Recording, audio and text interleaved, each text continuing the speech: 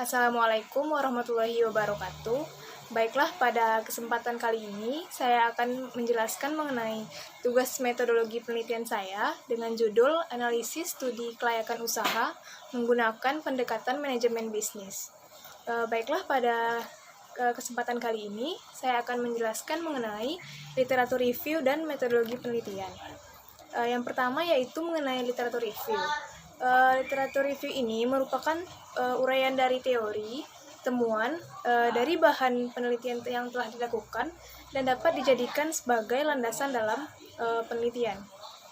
Kemudian di dalam literatur review ini kita pertama yaitu melakukan review artikel, di mana kita mengulas mengenai penelitian yang telah dilakukan, kemudian kita menemukan kelebihan dan kekurangan dari penelitian ini, kemudian kita membandingkan penelitian tersebut, kemudian diambil kesimpulan dari hasil review artikel.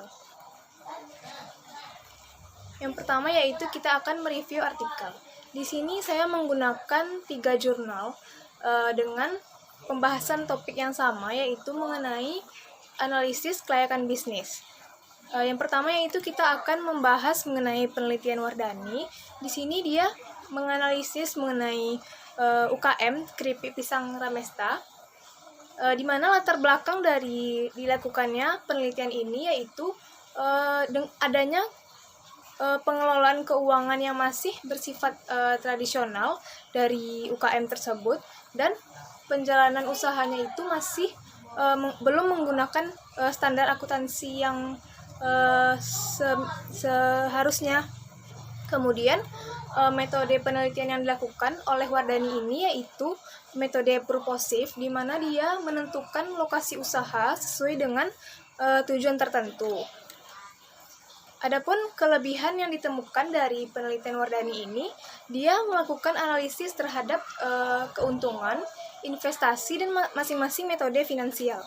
Kemudian metode yang digunakan untuk menghitung aspek dari finansial ini yaitu metode revenue cost, metode benefit cost ratio, dan metode return on investment. Kemudian dia menjelaskan mengenai pembagian biaya variabel dan biaya tetap.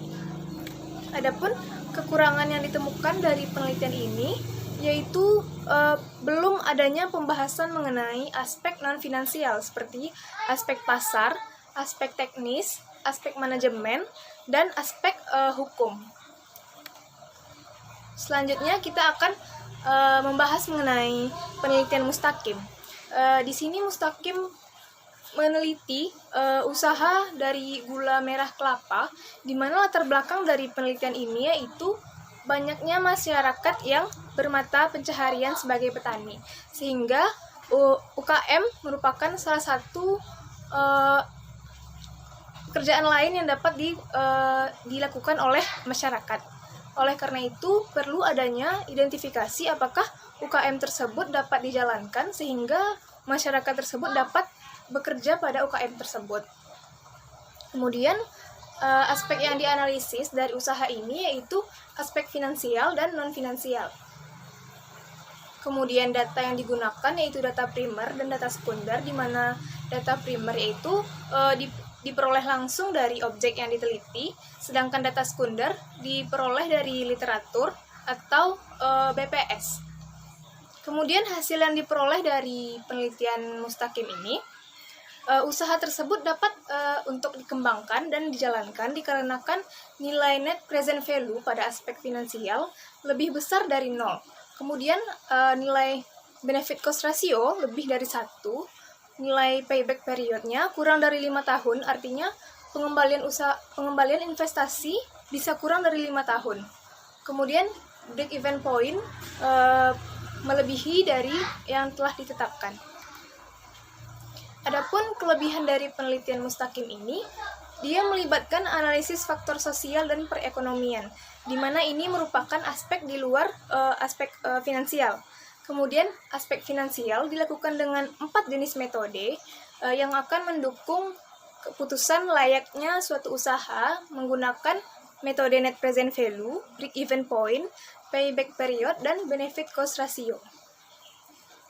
Kemudian analisis ini dia juga membahas mengenai aspek produksi dan aspek pendapatan. Jadi di sini analisis tidak hanya pada aspek finansial, kemudian dia juga menganalisis aspek produksi dan pendapatan.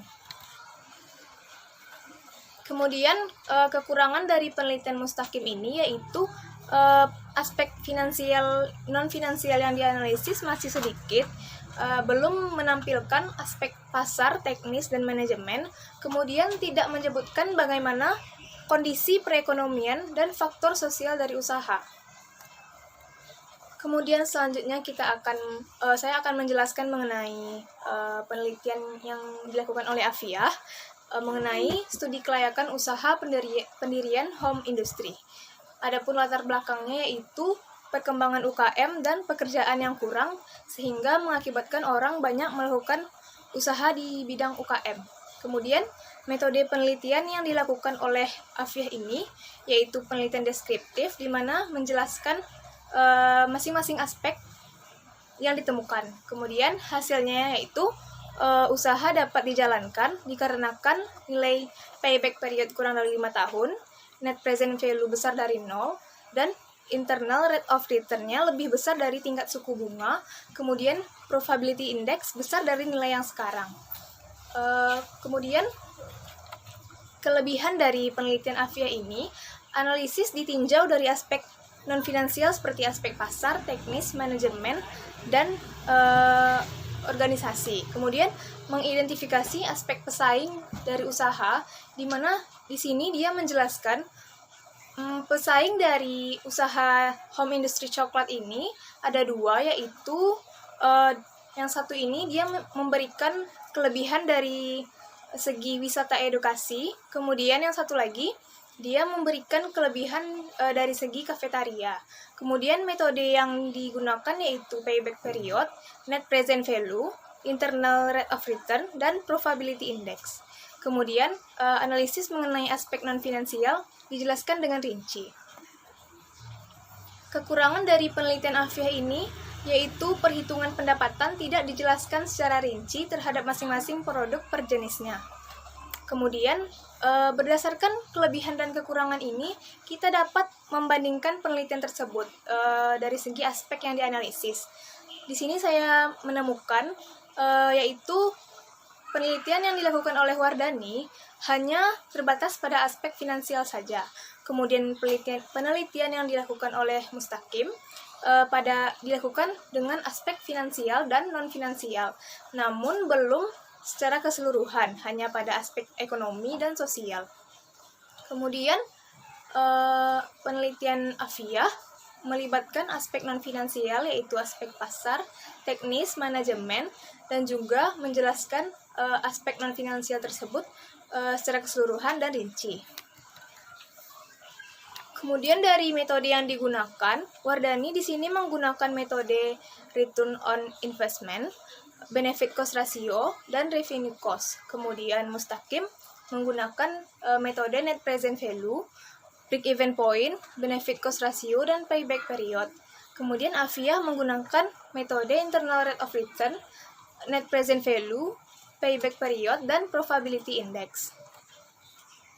Selanjutnya, kesimpulan yang dapat kita peroleh yaitu studi kelayakan bisnis ini dapat ditentukan dengan aspek non-finansial dan finansial.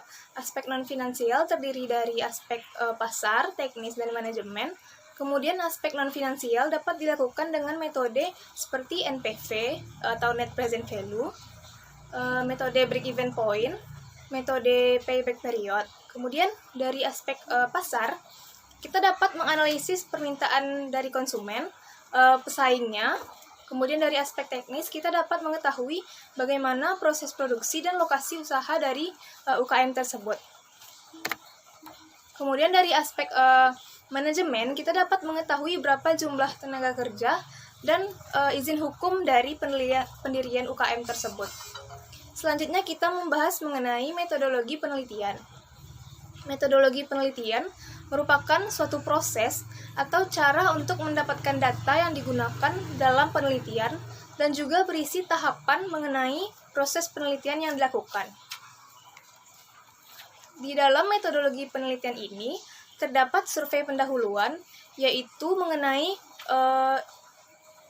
kunjungan langsung ke tempat usaha yang dilakukan untuk memperoleh informasi mengenai objek yang akan diteliti.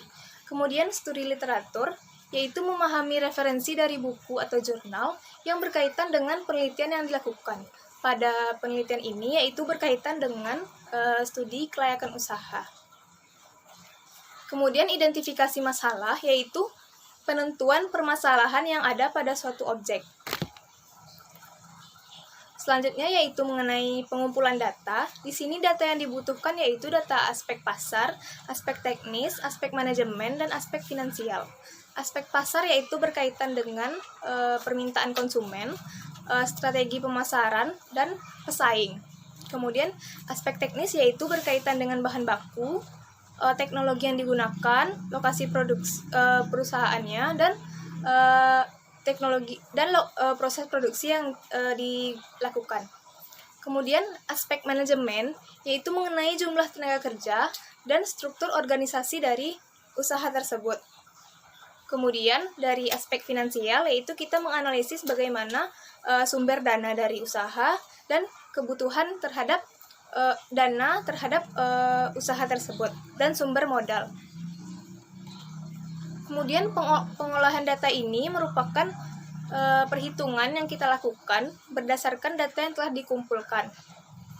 Di sini terdapat dua jenis. Yang pertama yaitu menghitung nilai pada aspek finansial dan mengidentifikasi kelayakan usaha dari aspek non-finansial seperti aspek pasar, teknis, dan manajemen berdasarkan data yang telah diperoleh. Selanjutnya yaitu mengenai analisis. Di sini dianalisis data yang telah diolah dan dapat ditentukan apakah usaha tersebut dapat dijalankan atau dikembangkan. Selanjutnya yaitu mengenai penutup.